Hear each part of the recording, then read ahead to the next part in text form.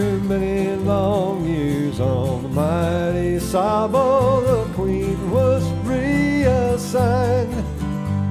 And 1,000 fares later on her maiden voyage weekend. This is Arthur Bush. You're listening to Radio Free Flint, and the microphone is turned around. This is Michael J. Thorp from Flint, Michigan, Arthur Bush from the sun coast of Florida. And it is an honor and a pleasure to have you on Radio Free Flint. Michael, welcome.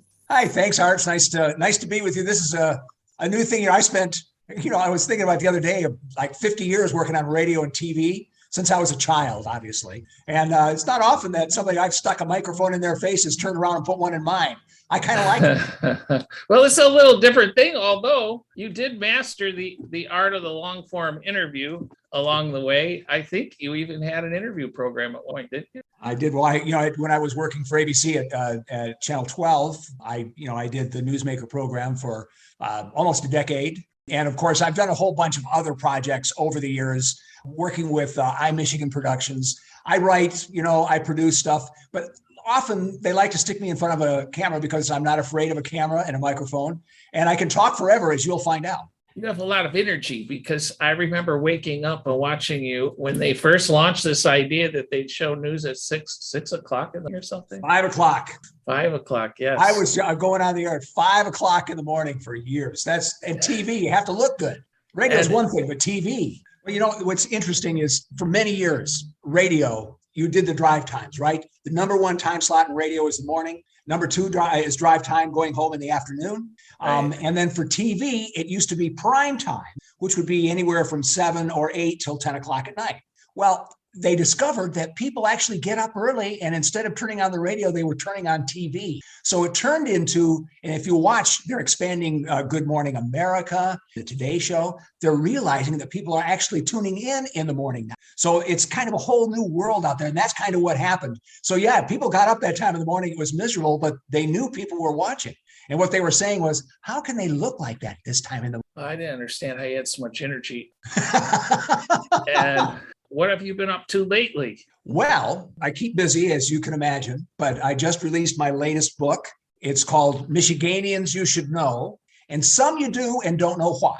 That's my 6th book, and they're all about Michigan. So that's one of the things that I do. I've also still continue to do broadcasting. I do a podcast myself.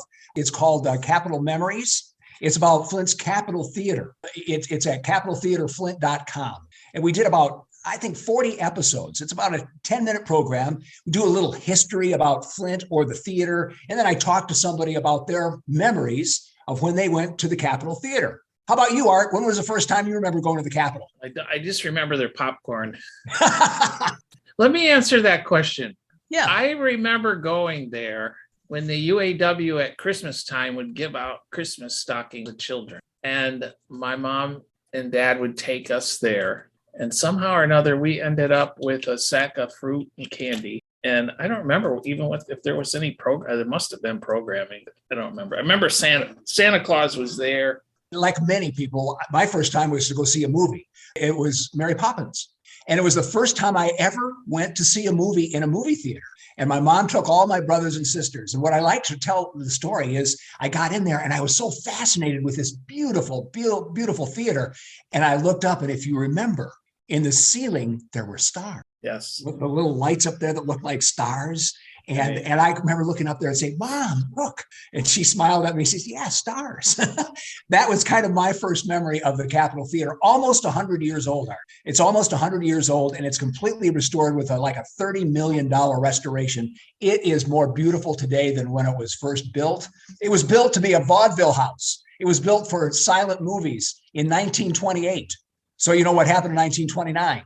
Yeah, it crashed. The Jazz Singer. So all of a sudden they build a vaudeville house and a silent movie theater.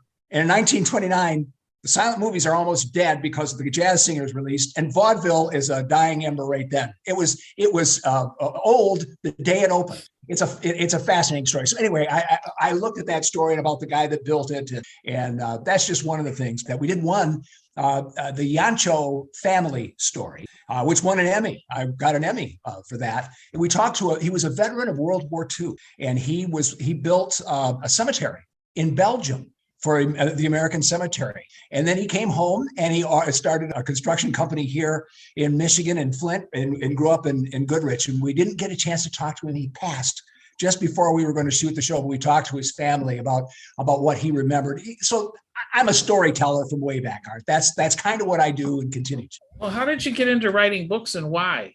I spent my whole life since I was 17, 18 years old working on radio or TV. And you read names and you hear these stories and I think, is that true?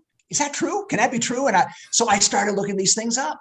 And the latest book called Michiganians You Should Know, it started specifically when I was sitting at the anchor desk next to Karen Gatlin. You know, I got to work with classy people, Karen, Norma Hall, and I'm sitting there and we're reading about the sentencing of Kwame Kilpatrick at the Frank Murphy Hall of Justice. And I remember the camera's off me and it goes to Karen and I lean back in the chair and thinking, who the hell is Frank Murphy and why is he always associated with these lowlifes? And I didn't mean that necessarily to attack him, but you know, every time you read a story about the Hall of Justice down in Detroit, it's about crooks. It's about people who are getting sentenced for horrible crimes. I didn't know who he was. I bet most people did. Do you know who he was? Yeah, of course. We studied him in college. He was the governor of Michigan, and he was perhaps the man most single-handedly responsible for not seeing the UAW wiped out during the sit-down strike. He called in the National Guard to my neighborhood to stand between, of all things, the Flint Police, the Black Legion, General Motors Goon Squad. He forced them to negotiate. That's exactly correct. Basically, that's the beginning of the UAW. But wait, there's so much more with this guy. Let me do it really quick for you, because when I started looking at him, I realized he's from Harbor Beach, you know, in the thumb of Michigan, which one of my books is called Michigan's Thumb Drive, and I'd already written a little bit about him up there. He went on to Detroit, mayor of Detroit. He was a prosecutor. He was a defense attorney, became governor of Michigan, but he was also the last governor general of the Philippines. He had to be taken out of there because of the Japanese attack. The first was William Howard Taft. That gives you an idea of just the level that he was. Then FDR calls him to become the Attorney General of the United States. Frank Murphy was the Attorney General. And then he becomes an Associate Justice of the United States Supreme Court. And we don't know, you know, and I sat there at the anchor desk, a college degree in history, and I didn't know who Frank Murphy was, which is where the book came from. Let me read this. I got this from my little bookmark here. It says, you can live in Marquette, Michigan, drive a Cadillac you bought on Woodward Avenue, float down the Cass River and long for the good old days at Michigan and Trumbull, and not know who Marquette, Cadillac, Woodward, Cass, Trumbull are. But you can if you read my book. They're all fascinating. Another one, Michigan and Trumbull. Maybe Michigan's most famous. Yeah, the corner. Baseball's corner for over 100 years, where Tiger Stadium was. Of course, we know, where Michigan came from. But who is Trumbull? Why did Trumbull get that name there? It took me a long time to find out. It's a fascinating story. Trumbull, actually, when it was first named Trumbull, it was at a Haymarket. Tiger Stadium at that time was just a corner where they had a Haymarket selling hay for horses. He was from Connecticut. He went to Yale University. He got in when he was 13 years old. John Trumbull is his name. His first cousin was an artist named John Trumbull who did all the Revolutionary War paintings you've heard of. Well, John Trumbull, the cousin, ended up being an attorney, and he was called one of the group called the Connecticut Wits. And he was a longtime jurist in Connecticut. This is, John Trumbull. So how does he get? He gets married and he has children. His daughter marries a guy named William Woodfield, who becomes the mayor of Detroit and was able to give his father-in-law this wonderful gift of naming a street after. Woodfield later became the second governor of Michigan. So it's one of those. It's one of those strange little stories that nobody would ever know unless you start really looking. Now, Michael, I first met you way back in the early 80s at the radio station. That would be WTRX at the time, I suspect. That's correct. A station that throughout the history of this podcast has weaved its way in and out of the podcast in one way or another. You were at that time, I can't remember if you were doing talk or you were just playing music. Well, I worked there 2 different times. I played music the first time exclusively. I was just a disc jockey. But then the second time there, I did for a while. And then one day, Johnny Burke and Larry Gatz said, starting next week, you're going to do a talk show. What? What? And literally, that's how it started. Okay. And this was back when radio talk shows were fairly new. It was, I say fairly new. They've been around for decades in some ways, but not at a local level. And so I went in there, I'll never forget, went in that day and think, what in God's name I'm talking about? 3 hours. And I did it, and I got off the air, and I was like, and Johnny said, hey, come on, listen, I need to talk about this. And I said, John, you're just going to have to wait. I need to sit down for a few minutes and think about this. But that's how it started. Well, back in those days, they had a guy named John Smith. Yes. And well, actually, John came after me, but yes, he was there. I was there at the same time. He was your replacement. And then there was a time, and I can't remember if you were involved in this frolic, but there was a show called Desperate and Dateless. Somehow they got this idea that they'd have a date night show on WTRX. Do you remember that? Oh, I did. I hosted it a couple of times. Remember when you work, I was in at 8 o'clock in the morning. So those were all at 7 o'clock at night and later, a long day. Yes, we did. And it was a new idea, and it was actually pretty popular for a long time. We did, gay, desperate and dateless nights. And this is 25 years ago. And that wasn't something we did every week. It was just once in a while. Obviously, we're in show business, so we were trying to make headlines. And you had a co-star there. Who was your co-star? I don't think John Smith did Desperate and Dateless. I could be wrong. No, I can't. Although it'd be kind of funny thinking about him doing it. Somebody I interviewed called him. Oh, I know who it was. Don Juan from WTZZ. Don Wiggins. He calls him Mr. Goodbar. Yes, that's right. That was his nickname, was Mr. Goodbar. But anyway, they had his co-star named Wicked Wanda. Oh, yeah. Who was a client of mine and a good friend. And she did the stand-up. I can't remember. It was Steve Clausen hosted it on occasion. Usually, Perry Wright. Perry Wright did. And you're talking about Sharon Cowell, who was also our staff, the entire station secretary. She worked there full time. She was hilarious. She was hilarious. She would say anything. That was part of the fun of radio. People have asked me before, what's the best job you ever had? And I think to a person, all of us that worked at WTRX in the 80s would say that was it. We had a ball. We were part of the community, and we got to do everything, and we got to go everywhere, and we got to do what we wanted. It was a great place to work. I worked with Perry, Johnny Burke, Ricky Archambault. There were bunches of people there and we all say the same thing. That was the best time. Well, they had a legal talk show called Ask the Lawyer. Yes. way back in the day. And when I first started practicing law with Ken Siegel, former judge, now deceased, he liked the idea of doing the show, but he didn't like the idea of having to go there. So he would send me. And after a while, I started liking it. It was fun. And then I helped you with your job, didn't it? It helped me because I had just started my law practice. So now people from all over knew me. Right. And of course, people sticking questions and a microphone in your face and asking you questions, you have to dance quickly, especially as an attorney trying to get clients. So yeah, it gave you great practice. It gave you training in the art of the soundbite. Yes.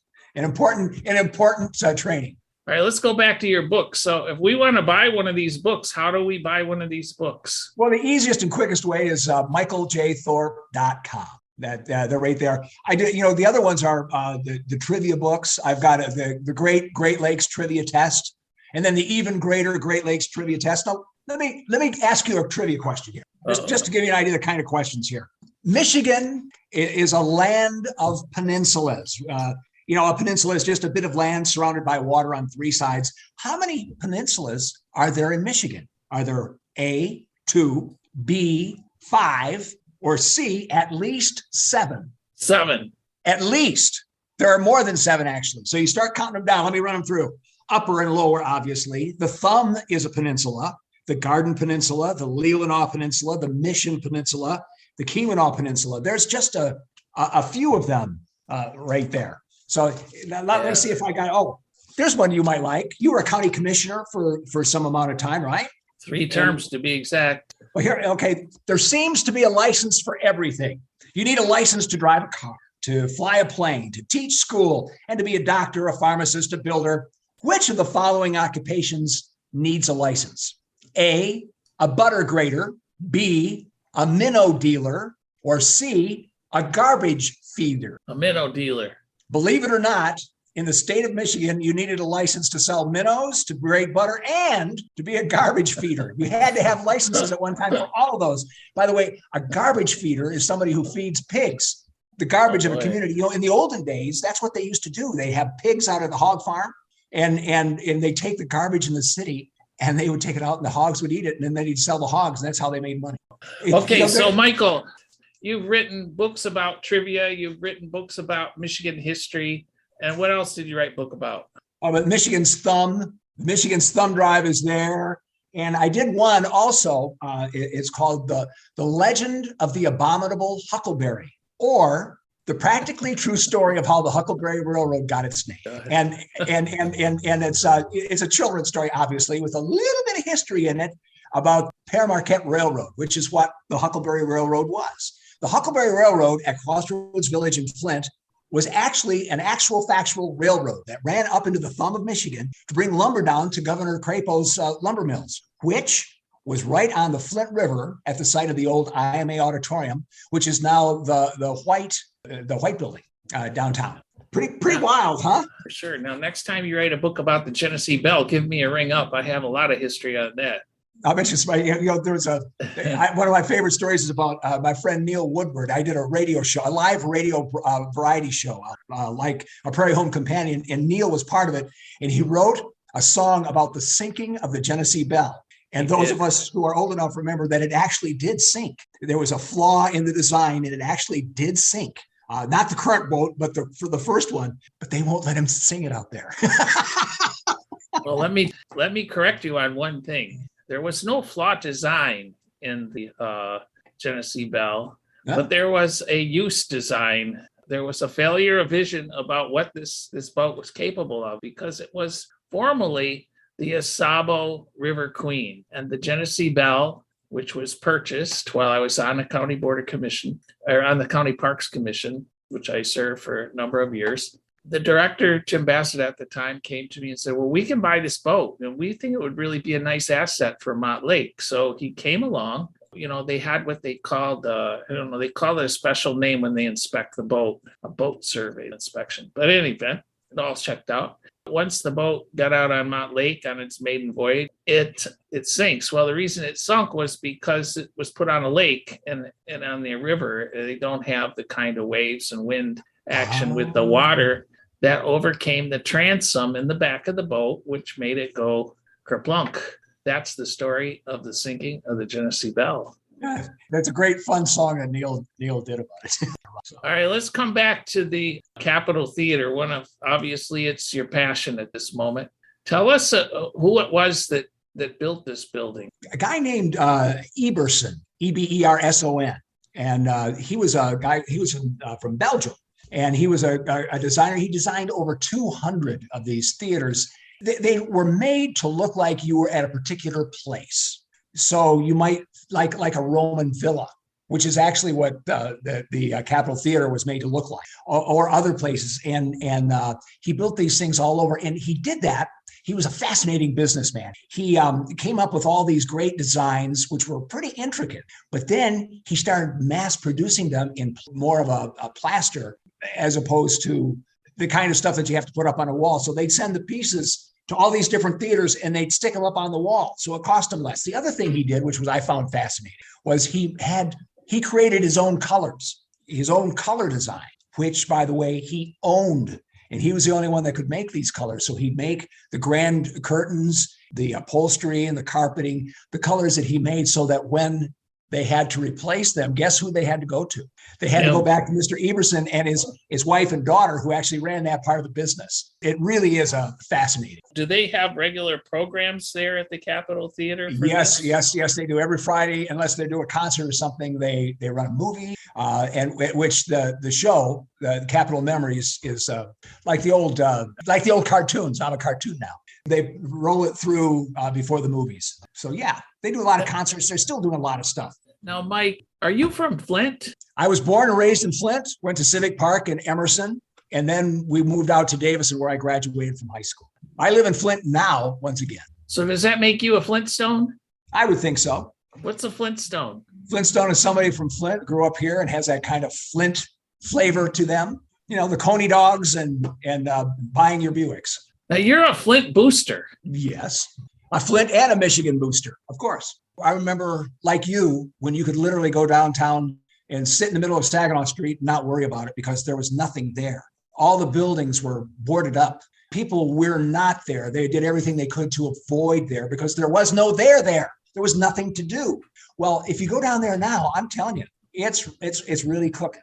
I know people talk about, well, we need to get to the neighborhoods. I'm one that thinks you start at the core and you build out. And they are, they've done a wonderful job. There are restaurants to go to downtown. There are stores.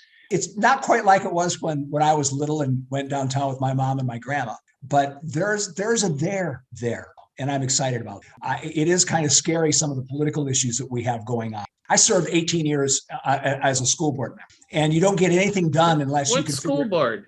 In Goodrich. I was president of the board for many years. You got to work together. You worked as a county commissioner, completely different than a school board.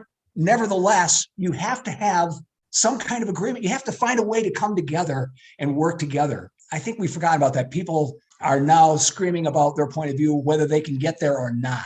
Your point of view isn't as important as what you can get done. That's important. That's exactly right. At the County Board of Commissioners, we called it the game of five. Yes. Yeah. And we always got to 4 pretty quickly, but after that, we had to get to the game of 5. It's the other person we picked off. That compromise isn't always so good. It's what the whole country is built on. That's how it was founded. That was the point. You work with some interesting people over the years, both in television world and radio world. Tell us a little, some storytelling about some of these characters. Well, I grew up growing up in Flint, and my mom grew up in Flint. So, I knew, I'd heard of Ed Berryman, who was on the radio in the 50s and the 60s, one of the first anchors in television news here in Flint. I knew Dan Hutter over at WFDF for many, many years, their morning guy, the voice of Flint, and also the voice of the Detroit Lions at Tiger Stadium, if you knew that. Bill Lamb, who my mom used to say, when she was in high school, he did dances that she went to. Sleepyhead Ted Johnson. Oh, what a legend. And with Ed, I worked with him at WKMF, at WTRX. He was just a jovial, good guy, always in front of people. He could be Santa Claus. He was a fine actor, just salt of the earth, a good guy. I was going to tell a quick story about Dan Hunter. Dan Hunter, I never got to work with him. He worked at FDF. I was at TRX. When he retired, it was a big day in Flint. He'd been there forever, right? I mean, this was the voice of Flint. And I called him one day and I said, "Hey, Dan, after you retire, want to come over and talk about radio on my show?" And he said, "Sure. When do you want me to come?" I said, "Well, when do you want to come?" He said, "Well, I'll be off the air at 10. I could be there by 11." And on the day he retired, he came over and did my show. Wow. Well, let me give you a little word contest here. One, 2 words, maybe a sentence. Les Root. He was one of the original Jones boys at WTRX, which was a classic radio format. What they did was they had names of shows. So if you were doing the morning show, your name was John Paul Jones. And if you were doing the midday show, you were Dow Jones.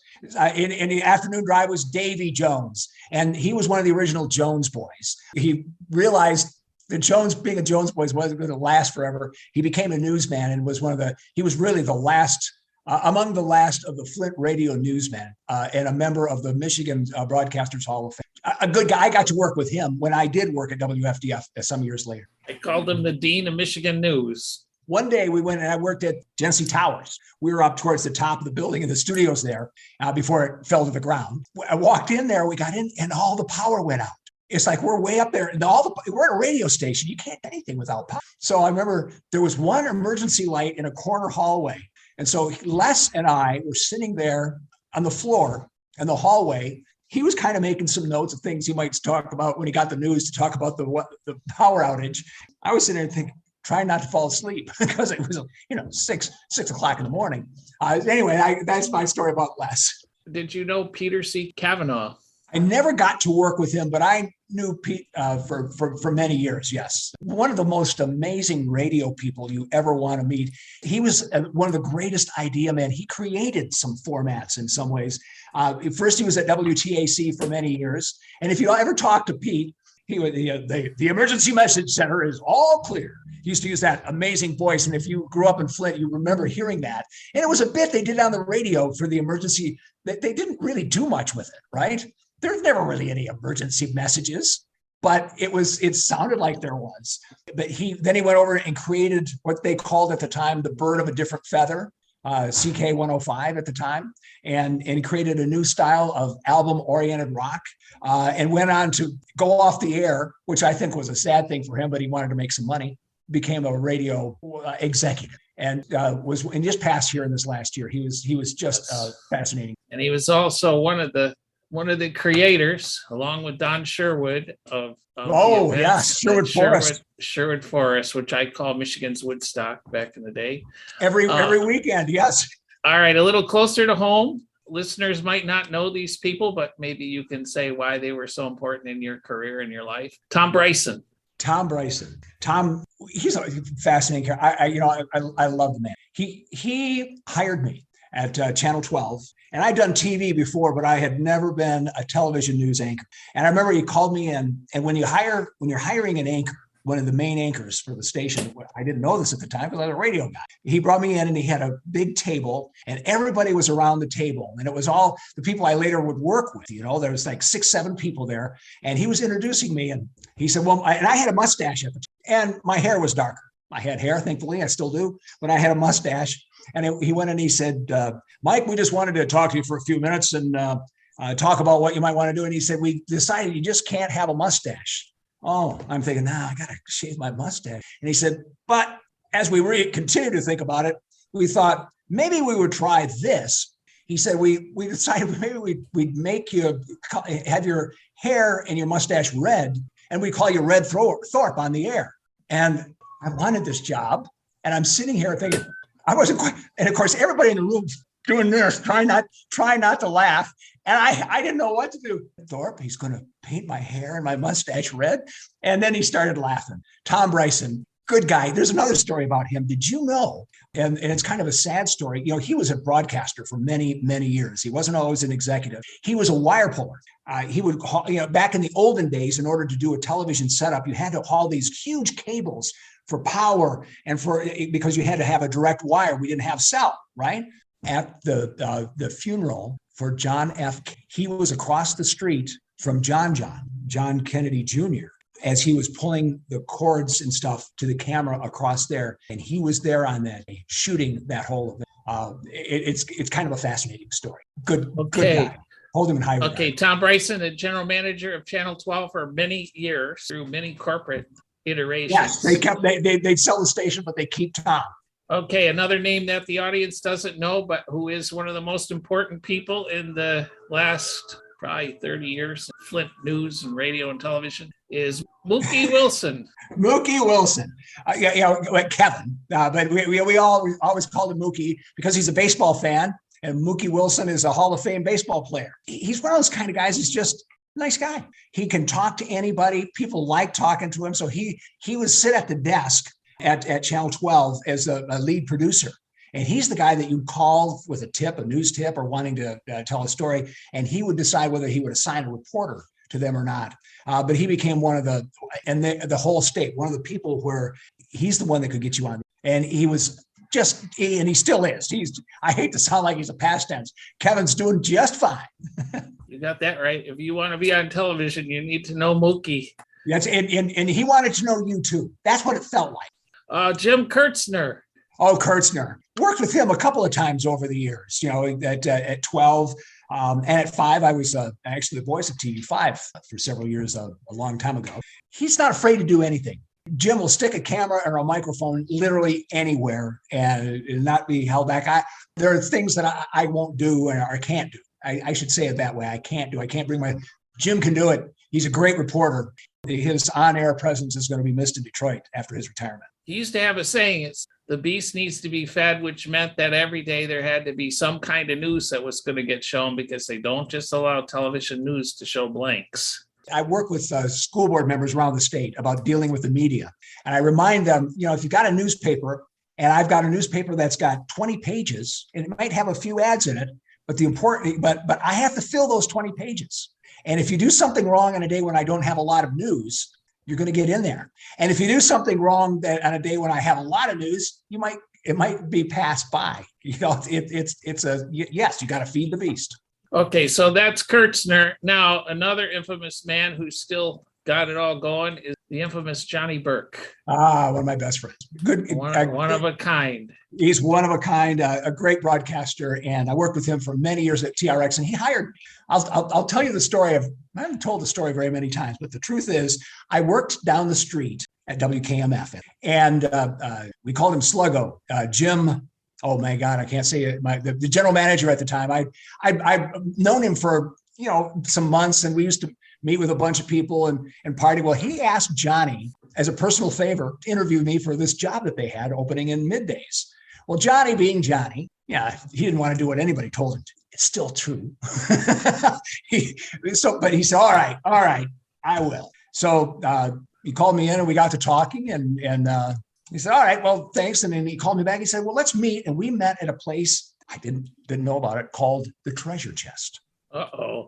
It is what you think. It was there on Dordt Highway, and I wasn't truly aware. I walked in there with Johnny, and we're sitting down at this table, and of course, we're talking business. He's offering me this job and talking money and all that, and I'm looking all over the place. That's how I got the job. Was a job offer at the Treasure Chest, and I've worked with him off and on ever since. And what amazes me about him as he's grown older, he's become Mr. Frankenmuth. Yeah. Well, the other thing is about Johnny, and he can be rather acerbic, and people can be a little afraid of him, I think.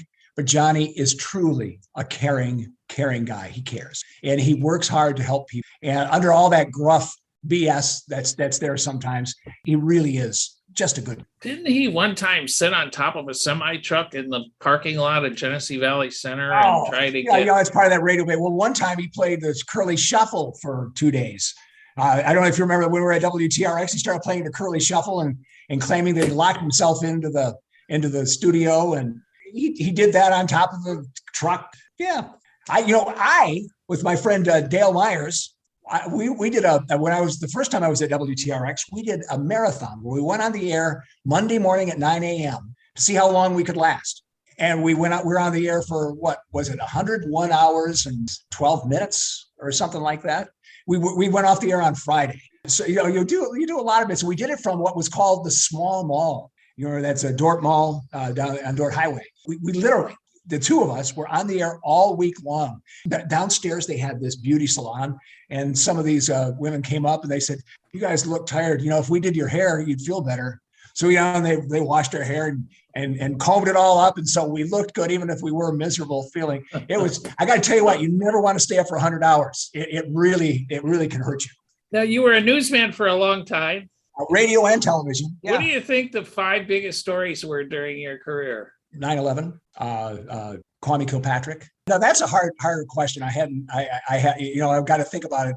All those years, all that time. It'll come to me soon. What about the closing of Buick City? Well, yeah, that, the whole closing almost of Flint at that time, it wasn't so much just Buick. It was everything. AC, Buick, the Chevy. It wasn't just one. It was GM withdrawing. Yes, that was huge.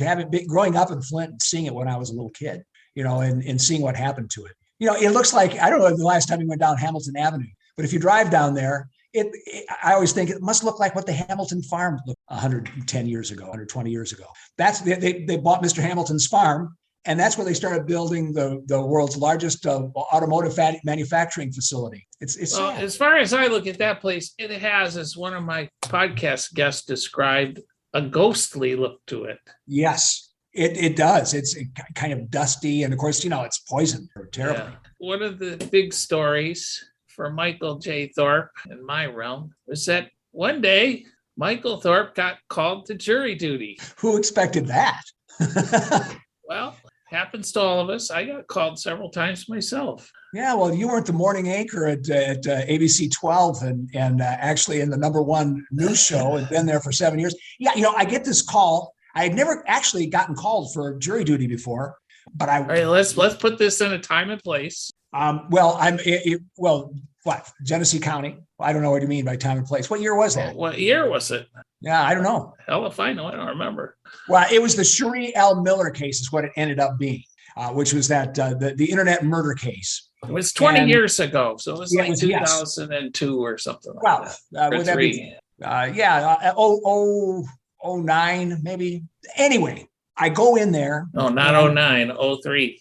03. Oh, well, you make me feel older. Okay, thank you. No, that's when the murder happened. And so it was somewhere in that era. Anyway, I go in there and all these people, and of course, when you're on TV every day, you're very familiar. You can't help that, and I'm used to that. I've dealt with it with just fine. I don't have a problem with people saying hi, but it was kind of weird. I'm in this room with all these people who are staring at me doing a story, that kind of thing. And I remember there was like 3 people all day long. I'm in there, and there's 3 people left. This is what I remember. And there were a couple older ladies and me, and we go into the courtroom, and I'm sitting there.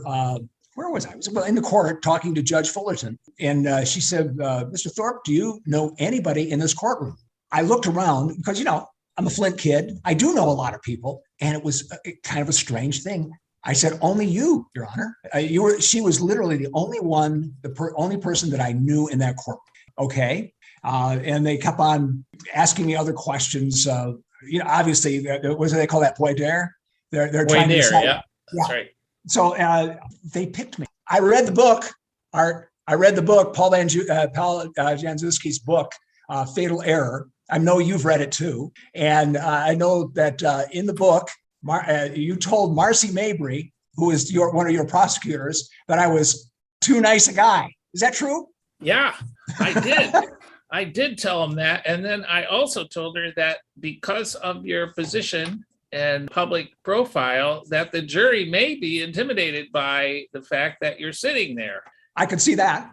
And any of us who have had any modicum of public exposure for many decades, like you and I both have had, there is a certain factor that comes with that. So what we like to get on juries are people that just blend in like the wallpaper and they become one. We don't want anybody peddling their thing. Now, the other thing was that I didn't know Michael J. Thorp to be part of the right-wing intelligentsia of Michigan journalism.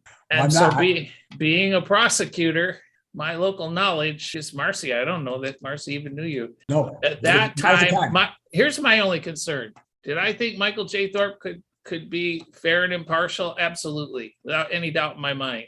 Do I think Michael J. Thorp would get in that room as he does and begin to lead conversations? Absolutely. And I told her when she came back and said, he's on the jury.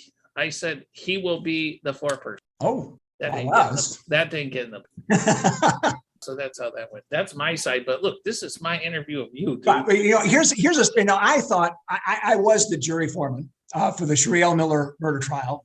And I understand why you'd say that, but I always thought it was because one day we were shown this video, which we were told in a sort of way that was pornographic, sort of. But what it was they brought this television in front of us, and we see Cherie in this nightgown, whatever it was she had, and she walks over and she gets on a bed, and then it goes black.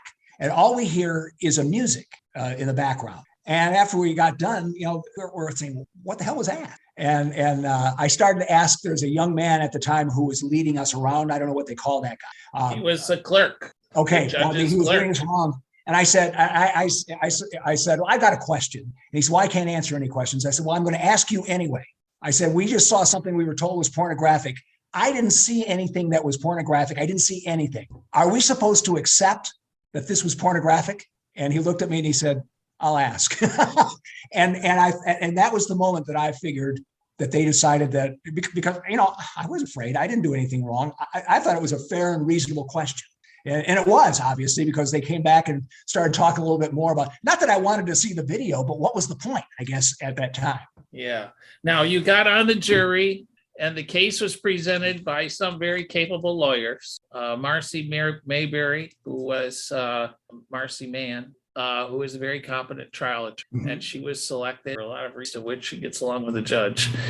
And David Nicola, a young, aggressive defense attorney. He was fierce. I've said before, if I'm in trouble, he's the kind of defense attorney I want, because he jumped on everything just as hard as he could. So you listen to this. How was it like to sit there and not asking me? That's a long time. That trial went on for several days. It was kind of weird for me. I mean, that's what I do for a living. I ask questions in there. And as I just explained the story, I did when I had to ask a question, It was odd.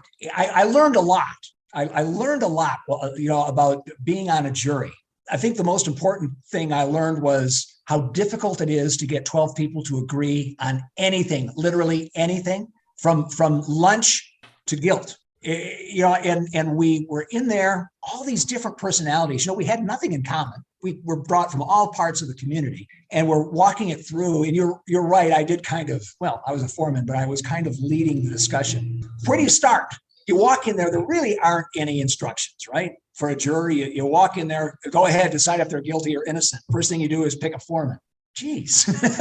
So we start talking it through. And in this particular case, we had this outline, almost like a novel, a book of all of the internet messages that went back and forth between Jerry Cassaday and Cherie L. Miller, back and forth and back and forth. And so we kept on going back and forth. The first thing I noticed was that African-American men didn't believe anything the police said, period. They doubted everything. We got out of there. The women pretty much thought she was guilty as sin. I was pretty convinced. I couldn't think of any reason. I kept on saying, why would she do these things? It didn't make any sense all the way through.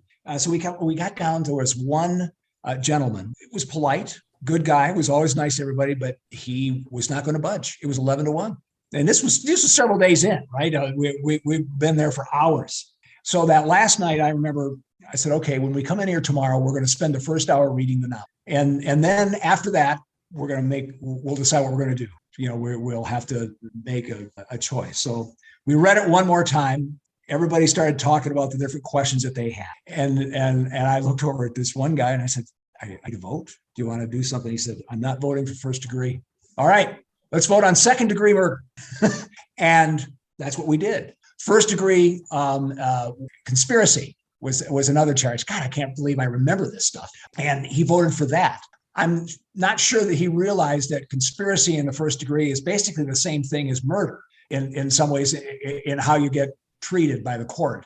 Nevertheless, that's how it happened. And all of us, to a person, when we went back into the courtroom to read and confirm our vote, we were all holding our breath when he spoke up because we weren't sure he would stick with it. But he did. When the story was all said and done, what was your impression of the jury system itself? The way the jury works, the concept of it? What did you come away with? Well, I already said one thing, how difficult it is to get anyone to agree on one thing. It's an ancient system, I guess, where you're supposed to convince 12 disparate people of somebody's guilt. And sometimes it's easier than others. Did you see any wisdom come from that conversation collectively? The collective decision was wise. Yeah, in some ways, yes. She probably, I don't know. The thing is, she was guilty of first degree murder, premeditated. She did it. I believe that with all my heart and soul. And she actually later admitted it. So but first degree, second degree, I guess. I didn't learn anything, I guess, in that particular way, except for how difficult it is to get people to agree on things. And I guess maybe the other thing is how different people and different groups of people look at the same issue. That may be the thing that as a prosecutor you had to deal with as well, a lot, because my background is completely different than some of these African-American men that were on that court. I may have gone to school with them, all the way through, but it's still different. I look different. So, Michael, tell me something positive that you plan on doing if you're here. What are you up to from here forward? Well, obviously I'm still going to tell my stories. I love telling stories about Michigan. I like to travel and I have a lot of great stories, as you can imagine, about people in Michigan. So I'll continue to do that. I have 2 beautiful little granddaughters, and I love being a grandpa. And so I deal with them. I got lots of nieces and nephews, and that's kind of what I'm doing. And I'm still going to continue, obviously, to do. I'm doing some production work with iMichigan Productions. And what a joy to see you again. And if you want to get that book, and if you want to buy it, you go to michaeljthorp.com. Thank you for joining me, Mike. Thanks, Art. It's good to talk to you. Thank you, everybody. We'll see you next time. The music on outro is The Troubadour of Michigan, as voted by the Michigan Legislature, Neil Woodward. The song, The Sinking of the Genesee Belle. Take care. Bye-bye. They're crying, they're trying to swim for the door. Then the carnies, millers, sailors, sawyers, managers, and blacksmiths got all hands safely back to the shore.